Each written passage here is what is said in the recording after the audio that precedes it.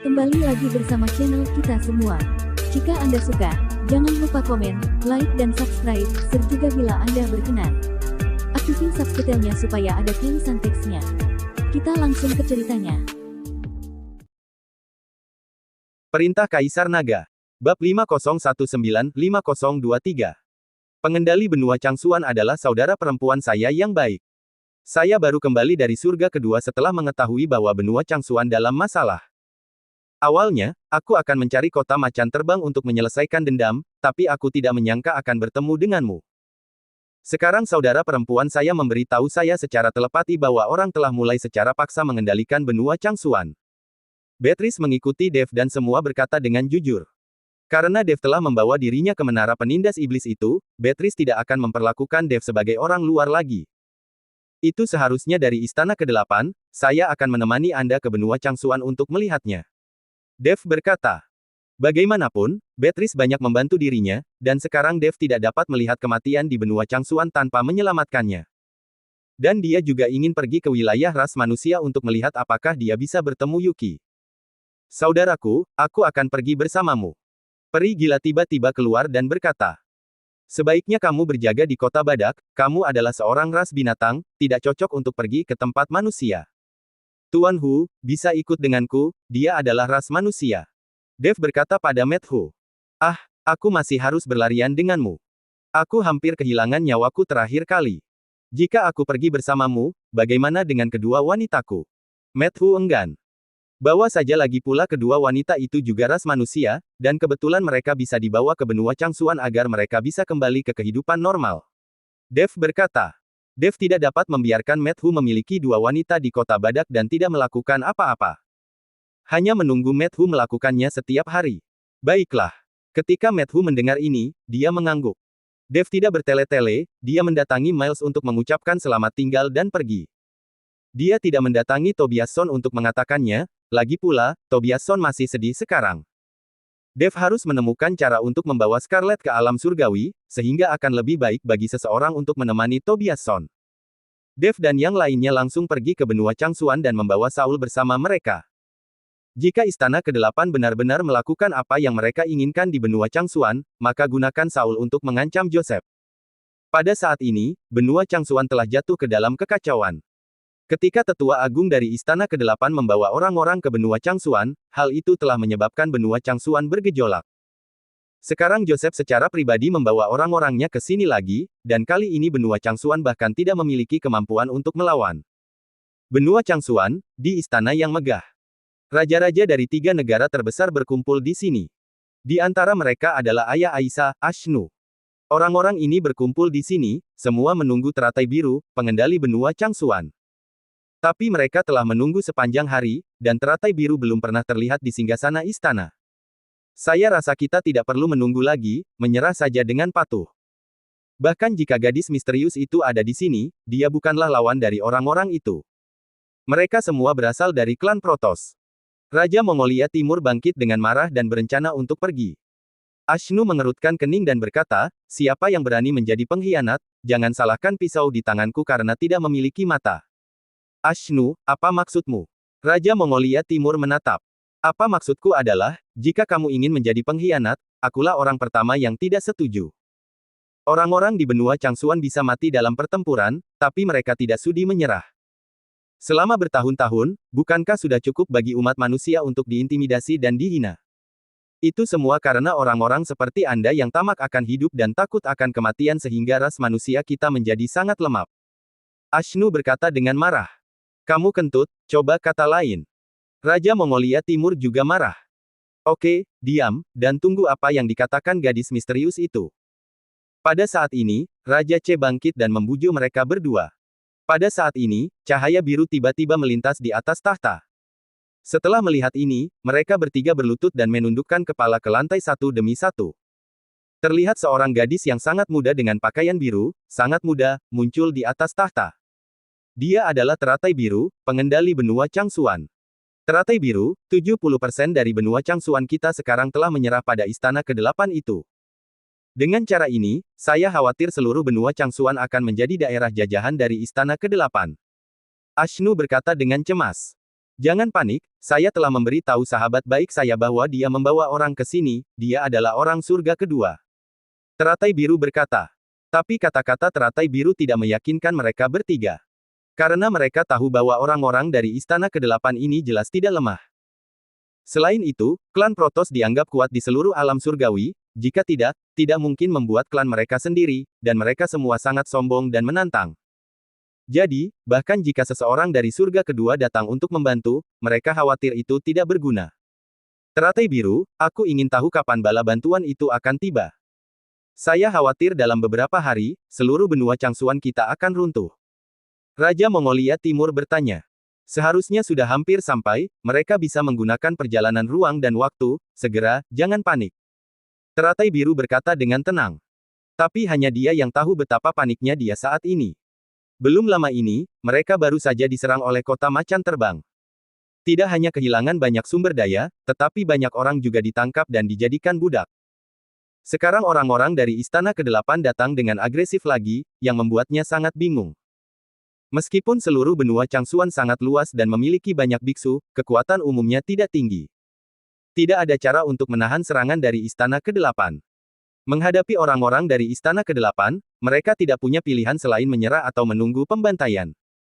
Sekarang satu-satunya harapannya adalah Beatrice bisa segera datang dan membawa orang untuk membantunya membalikkan kekalahannya. Pada saat ini, di area kosong benua Changsuan, cahaya putih yang menyilaukan tiba-tiba muncul, dan kemudian beberapa sosok muncul. Orang-orang ini adalah Dev dan yang lainnya. Kali ini, tidak seperti di masa lalu, mereka akan muncul di formasi teleportasi. Mereka benar-benar muncul di udara kali ini. Melihat bangunan-bangunan tinggi yang berdiri di bawah kakinya, Dev sedikit bingung. Bukankah ini formasi teleportasi yang kita gunakan? Dev bertanya. Karena ketika dia baru saja berada dalam cahaya putih, dia merasakan tekanan yang tidak dapat dijelaskan, dan Dev hanya bisa melindungi tubuhnya dengan kekuatan. Jika ini adalah formasi teleportasi, itu tidak akan mungkin terjadi. Tentu saja bukan, ini adalah perjalanan ruang dan waktu, yang jauh lebih baik daripada formasi teleportasi. Formasi teleportasi membutuhkan formasi di kedua tempat, dan itu harus terhubung satu sama lain. Beatrice menjelaskan pada Dev. Perjalanan waktu. Dev tiba-tiba menyadari, ini seharusnya merupakan versi teleportasi yang disempurnakan, kan? Dev tahu bahwa teleportasi dapat berpindah dari satu tempat ke tempat lain dalam sekejap. Hanya saja jarak teleportasi umumnya sangat dekat. Perjalanan ruang dan waktu seperti ini bisa menempuh jarak ribuan mil, atau bahkan puluhan ribu mil jauhnya. Semacam itu. Beatrice mengangguk, lalu menukik ke bawah. Ketika semua orang mendarat ke tanah, mereka langsung didatangi seorang pria dengan ekspresi yang waspada. Siapa kalian? Pria itu sangat waspada. Apakah ini benua Changsuan? Beatrice bertanya. Ya, pria itu mengangguk. Aku di sini untuk menemukan gadis misteriusmu. Beatrice berkata. Mencari gadis misterius kami. Pria itu terkejut, lalu menatap Beatrice dan berkata, apa yang kamu cari dari gadis misterius kami? Saya temannya, dia menghubungi saya, apakah benua Changsuan Anda diserang? Beatrice bertanya. Benar. Pria itu mengangguk, dengan beberapa kejutan di wajahnya, apakah kamu bantuan yang diundang teratai biru? Semacam itu. Beatrice berkata. Dan Dev memandang pria di depannya dan menemukan bahwa pria itu baru saja mencapai alam dispersi negeri peri. Dan di sekitar, masih banyak aura, tapi semuanya sangat lemah, kebanyakan transformasi negeri peri. Tampaknya kekuatan benua Changsuan ini sangat lemah. Mungkinkah kultivasi ras manusia lebih sulit daripada para iblis atau para binatang? Pria itu berkata dengan wajah gembira, di mana pasukanmu? Di mana mereka? Hanya beberapa dari kami. Beatrice berkata. Pria itu tercengang, dan kemudian senyum di wajahnya menghilang, hanya kalian, apa gunanya? Sekarang 70% dari benua Changsuan telah jatuh. Kalian tidak mungkin berhasil sama sekali. Saya menyarankan Anda untuk pergi, supaya tidak menjadi tawanan orang lain. Nak, apakah kamu memandang rendah kami? Matthew sedikit kesal. Tetapi sebelum pria itu dapat berbicara, tiba-tiba dunia bergetar. Wajah pria itu berubah drastis, alisnya mengerutkan kening dan berkata, ayo pergi, orang-orang dari Istana ke-8 ada di sini. Setelah berbicara, mereka melihat lebih dari selusin orang berpakaian hitam dari Istana ke-8 di kejauhan, salah satunya adalah seorang lelaki tua yang mengenakan jubah kain abu-abu dan sanggul di kepalanya. Dialah pemimpinnya. Hanya selusin orang ini yang membuat kehampaan di sekitarnya bergetar, dan tekanan yang menakutkan ada di wajah mereka. Kemudian terdengar teriakan di sekitar, dan banyak orang terlempar ke tanah, dan sulit untuk bernapas. Setelah melihat ini, Dev langsung mengorbankan pedang tebasan naga, dan niat pedang yang menakutkan muncul, dan kemudian dengan gelombang lembut, paksaan yang menakutkan itu menghilang seketika. Semua orang juga merasakan dada mereka kendor dan bangkit dari tanah satu demi satu. Pada saat ini, mata pria itu menatap Dev, penuh kejutan dan kebingungan. Karena dia menemukan bahwa Dev hanyalah biksu dispersi negeri peri, sama seperti wilayahnya sendiri, tetapi dia dapat dengan mudah memecahkan paksaan yang menakutkan ini. Dan lelaki tua berjubah abu-abu itu juga terkejut sejenak, dan segera tiba di depan Dev dan yang lainnya. Ketika lelaki tua itu melihat Saul, dia langsung menjadi bersemangat. Tetua ketiga, selamatkan aku, selamatkan aku. Ketika Saul melihat lelaki tua itu, dia langsung berteriak. Jika kamu melepaskan putra penguasa kami bisa menghindarimu dari kematian. Tetua ketiga itu berteriak dengan marah. Pria itu baru saja linglung. Dia tidak menyangka bahwa di antara Dev dan yang lainnya, masih ada putra dari istana. Pada saat ini, puluhan ribu orang telah berkumpul di sekitar Dev dan yang lainnya. Menghadapi lebih dari selusin orang berpakaian hitam dari istana ke-8, tidak satu pun dari puluhan ribu biksu manusia ini yang berani maju, satu persatu dengan ekspresi ngeri di wajah mereka. Setelah melihat ini, Dev menghela nafas tanpa daya, sejak kapan ras manusia menjadi begitu lemah dan tidak kompeten? Ada begitu banyak dari kalian, apakah kamu takut pada selusin dari mereka? Dev bertanya pada pria itu. Kekuatan kami tidak bagus, dan bukan jumlah orang yang bisa menebusnya. Pria itu berkata tanpa daya. Lalu apa yang akan kamu lakukan? Dev ingin melihat apa yang dipikirkan orang-orang di benua Changsuan ini. Jika layak untuk diselamatkan, dia bisa melakukannya. Jika mereka semua bersemangat, Dev juga tidak ingin membuang waktu. Apalagi yang bisa saya lakukan, menyerah atau bertarung sampai mati. Tapi kami tidak akan menyerah. Bahkan jika kita tidak bisa mengalahkan mereka, kita harus menggosok ingus mereka kemana-mana. Kamu bukan dari daratan Changsuan, jadi pergi saja dengan cepat. Saya akan membuat orang menjadi najis dan membuat mereka jijik sampai mati. Pria itu berkata pada Dev. Begitu caramu melawan. Dev tersenyum. Lalu apa yang harus saya lakukan? Pria itu tidak berdaya. Anak muda sialan, biarkan putra penguasa kami pergi segera, tidak bisakah kamu mendengarku? Tetua ketiga melihat Dev mengabaikan dirinya, dan langsung berteriak lagi. Kamu sangat menyebalkan. Dev akhirnya melihat ketiga tetua itu, dan tiba-tiba mengayunkan pedang tebasan naga di tangannya. Cahaya pedang yang tajam melintas seperti meteor. Wilayah udara di sekitarnya dikompresi dalam sekejap, dan semua orang berhenti hampir seketika, dan sulit untuk bergerak. Dan ketiga tetua itu menatap dengan mata terbelalak, wajahnya luar biasa. Dia melihat saat dia mendapatkan cahaya pedang tiba di lehernya. Dengan kepala terangkat tinggi, dia bahkan melihat tubuhnya yang tanpa kepala dan langsung jatuh ke tanah. Kepalanya ada di udara, dia masih berkedip terus-menerus, dan kesadarannya belum hilang. Ketika kepalanya jatuh dengan keras, kesadaran ketiga tetua itu menghilang seketika. Membunuh dengan satu pedang. Semua orang menatap Dev dengan tak percaya. Terutama pria itu, dia benar-benar tidak percaya, bagaimana Dev melakukannya dengan kekuatan dispersi negeri peri.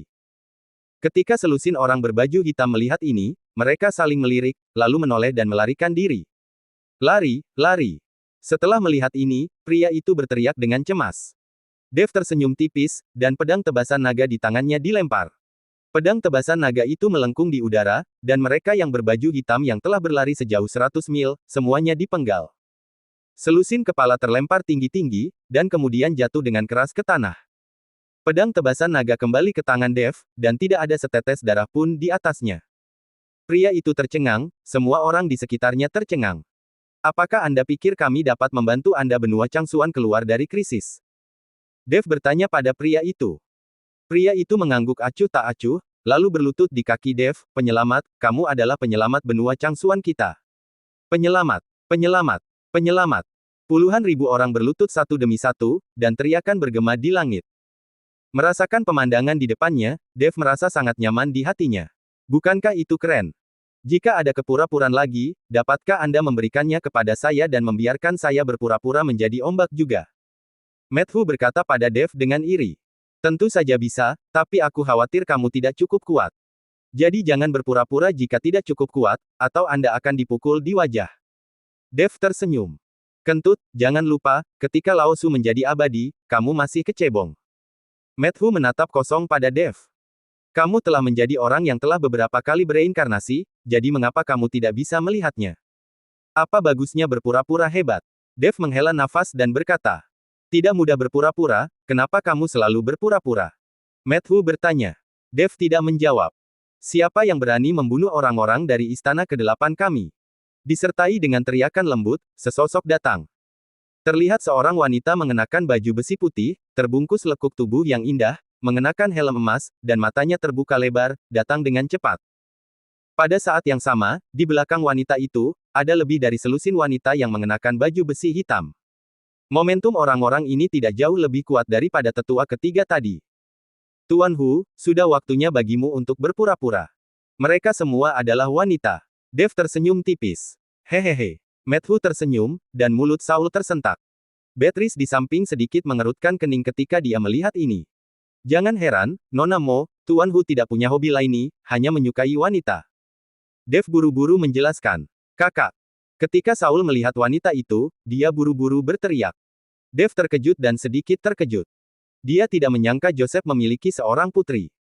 Tetapi wanita itu tidak memandang Saul, tetapi pada tetua ketiga yang tewas dan yang lainnya, wajahnya penuh kemarahan, siapa yang membunuh tetua ketiga, katakan pada saya, atau saya akan membunuh kalian semua. Itu aku yang membunuhnya. Setelah melihat ini, Matthew buru-buru melompat dan mendatangi wanita itu. Kecantikan kecil, aku membunuh tetua ketigamu, aku minta maaf padamu. Matthew tersenyum ke seluruh wajahnya, maaf, jika kamu tidak menerima permintaan maafku, aku bisa membayarmu sendiri. Aku akan melakukan apapun yang kamu ingin aku lakukan. Saya akan benar-benar patuh. Menurutmu tidak masalah, kan? Seperti yang dikatakan Matthew, dia akan melepas celananya. Wanita itu tersipu dan menatap Matthew dengan marah, kamu cabul tua, aku akan membunuhmu. Wanita itu tiba-tiba mengorbankan pedang dan menikam Matthew secara langsung. Sial, kamu benar-benar gila. Matthew terkejut dan buru-buru mundur. Tangkap dia, aku akan mengebiri dia sendiri. Wanita itu berteriak. Segera, lebih dari selusin tentara wanita berbaju besi hitam mengepung Matthew. Dengan perintah wanita itu, lebih dari selusin tentara wanita berbaju hitam membentuk formasi instan. Tombak di tangan mereka berubah menjadi cahaya dingin di langit, dan mengepung Matthew secara berkelompok. Para prajurit wanita ini bekerja sama dalam pemahaman yang sangat diam-diam, dan di mana ujung tombak mengarah, jaring besar kekuatan spiritual yang kedap udara terjalin di udara. Oh, hei, wanita kecil, kamu sangat kejam. Matthew berteriak aneh, bermanuver dan menghindar di bawah bayang-bayang tombak, dan mantra di tangannya dilemparkan satu demi satu. Tapi ketika mantra itu menyentuh baju besi tentara wanita lapis baja hitam, mereka langsung menghilang tanpa jejak seperti sapi tenggelam ke laut. Wajahnya berubah, baju besi sihir terlarang protos.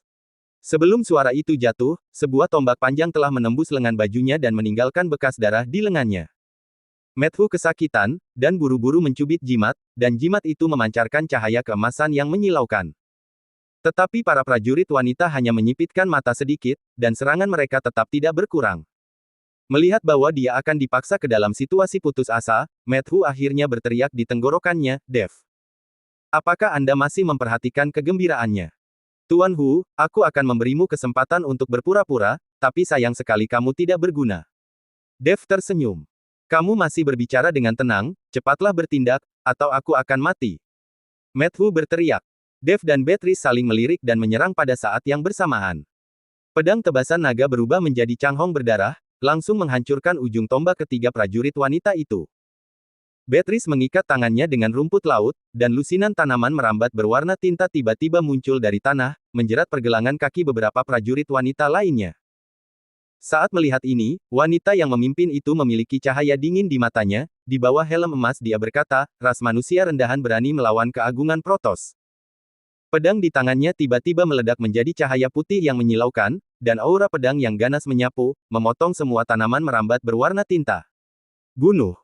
Setelah melihat ini, orang-orang di benua Changsuan terangsang oleh Dev dan yang lainnya, dan mereka mengangkat tangan dan berteriak. Puluhan ribu biksu berdatangan seperti air pasang, mereka tidak bisa duduk diam. Penambahan Dev dan Beatrice membuat para prajurit wanita ini mulai berjuang. Sekarang puluhan ribu biksu dari benua Changsuan tiba-tiba menyerang bersama, langsung membanjiri mereka dan ditundukkan satu demi satu. Tetapi pada saat ini, para prajurit wanita berbaju besi hitam yang sebelumnya ditundukkan tiba-tiba berteriak serempak, "Kemuliaan Protos, tidak sudi dihujat."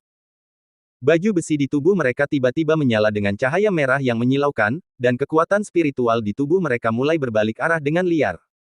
Tidak bagus. Mundur. Pupil Dev tiba-tiba menyusut, dan pedang tebasan naga itu membentuk penghalang berwarna darah di depannya. Saat berikutnya, ledakan yang memekakkan telinga terdengar satu demi satu, dan lebih dari selusin cahaya putih yang menyilaukan meledak di tengah kerumunan. Badai kekuatan spiritual yang dahsyat melanda radius 100 kaki, dan ratusan biksu yang bergegas ke depan langsung berubah menjadi kabut darah.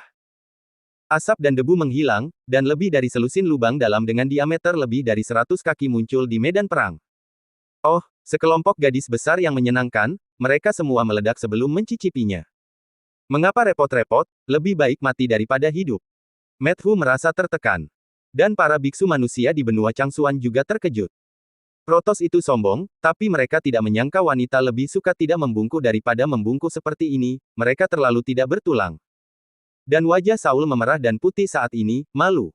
Dia juga seorang Protos, dan dia masih putra dari penguasa istana ke-8, tapi dia takut mati. Dia hanya memiliki arogansi Protos, tetapi dia tidak memiliki tulang punggung Protos. Wanita itu melihat anggota badan dari bawahannya yang berceceran di tanah, matanya sangat dingin dan berkata, "Apakah kamu melihatnya? Protos kami tidak boleh dihujat." Dia perlahan-lahan membuang pedangnya, dan baju besi putih di tubuhnya mulai memancarkan cahaya keemasan, dengan jiwaku, beri penghormatan kepada. Sialan, vagina itu juga akan meledak. Setelah melihat ini, Matthew berteriak tertekan dalam sekejap.